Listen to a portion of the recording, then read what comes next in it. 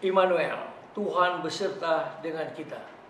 Kembali bertemu dengan saya, Pendeta Jonathan F. Lupulalang, pada hari Kamis tanggal 1 Februari tahun 2024. Mari kita minta pertolongan Roh Kudus untuk pembacaan dan pemberitaan firman Allah. Mari berdoa. Tuhan Yesus, kami sangat membutuhkan kuasa Roh Kudus. Urapi hamba-Mu pada waktu hamba membaca firman-Mu dan menyampaikan firman-Mu. Dan berilah penerangan dari Roh Kudus kepada para pendengar firman Allah ini. Dan Roh Kudus memampukan kami untuk kami dapat melakukan firman Allah ini. Dalam kasih dan pengampunan Kristus kami berdoa. Amin. Mari kita baca firman Tuhan yang diambil dari Amsal Sulaiman pasal yang ketiga, ayat 11 sampai ayat 20. Namun saya hanya akan membacakan ayat yang ke-13 dan ayat 14. Firman Tuhan berkata begini. Berbahagialah orang yang mendapatkan hikmat, orang yang memperoleh kepandaian, karena keuntungannya melebihi keuntungan perak dan hasilnya melebihi emas. Demikian firman Allah yang berbahagia tempat mendengar, memelihara serta melakukan firman Allah. Haleluya. Tema kita pada hari ini adalah kebahagiaan orang berhikmat. Nah, saudara-saudara yang saya kasih dalam nama Tuhan Kristus, dalam dunia bisnis atau dagang tentu berorientasi pada keuntungan. Prinsip ekonomi menjelaskan hal yang serupa. Modal pengeluaran sekecil-kecilnya untuk mendapatkan keuntungan atau penghasilan yang sebesar-besarnya.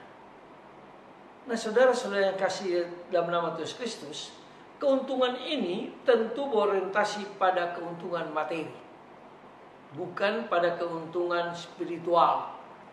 Nah, saudara-saudara yang saya kasih dalam Tuhan Kristus, orang yang berbahagia bukanlah yang memiliki banyak materi dan harta dalam bentuk uang, perak, emas, permata, benda-benda berharga, dan segala sesuatu yang mungkin diinginkan manusia saat ini.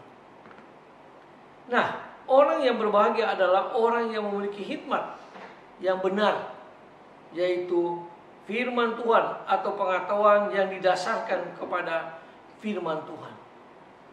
Nah, kebahagiaan orang yang berhikmat terletak pada hidup manusia didasarkan kepada kepatuhan melakukan firman Tuhan dan menyerahkan dirinya secara penuh kepada Tuhan kita Yesus Kristus. Nah, orang yang berhikmat disebut berbahagia karena hikmat membuatnya mendapatkan berbagai keuntungan yang paling penting dalam hidup manusia. Apa itu? Yaitu kehidupan dan umur panjang, kekayaan dan kehormatan, juga kebahagiaan dan kesejahteraan. Nah, hikmat terjadi adalah sumber kehidupan yang berkecukupan dan berbahagia di dalam Tuhan kita Yesus Kristus.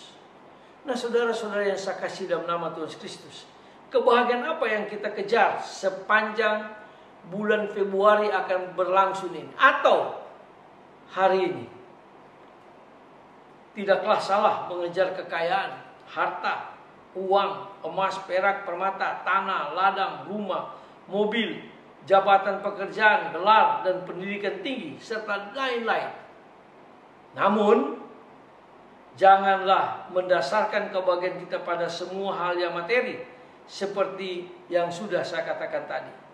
Karena semuanya itu adalah kebahagiaan semu, yang hanya bersifat sementara dan tidak kekal.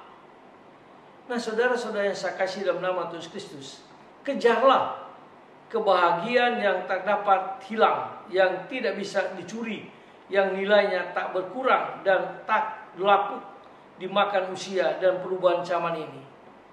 Nah, kejarlah kebahagiaan yang kekal dan abadi di dalam Tuhan kita Yesus Kristus di surga yang kekal itu. Kebahagiaan apakah itu? Kebahagiaan orang yang berhikmat, yang mau didengarkan, menerima nasihat dan didikan dari Tuhan yang berdasarkan pada firman-Nya.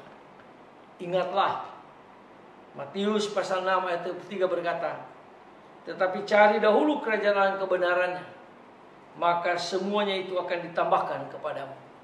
Nah, saudara-saudara yang saya kasih dalam nama Tuhan Kristus, Kebahagiaan inilah yang melakukan dan akan mendapatkan keuntungan jauh melebihi keuntungan materi. Pascal berkata bahwa dalam hati manusia ada satu kekosongan.